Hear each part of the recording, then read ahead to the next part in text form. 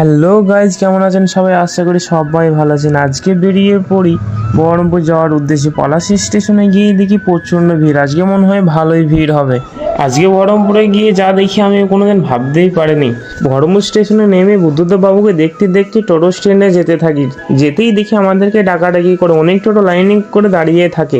এক কাকু টোটো উঠে পড়ে আমরা লালদিঘি মেডিকেল সেন্টারে যাওয়ার জন্য। ওখানে গিয়ে দেখি প্রচুর মানুষের ভিড় হয়ে আছে। সবাই ওখানে রিপোর্ট করতে এসছে এবং রাস্তার মধ্যে ভিড়ও জমিয়ে রেখেছে। আমি ভিতরে প্রবেশ করে রিপোর্ট নেওয়ার জন্য কিছুক্ষণ ওখানে অপেক্ষা করে দাঁড়িয়ে থাকি এবং রিপোর্ট নিয়ে বার হয়ে চলে আসি। পাশেই দেখি নতুন একটা প্রাইমার খুলেছে, যেটা দিওয়ালি অফার চলছিল, তাও আবার আজকে শেষ দিন।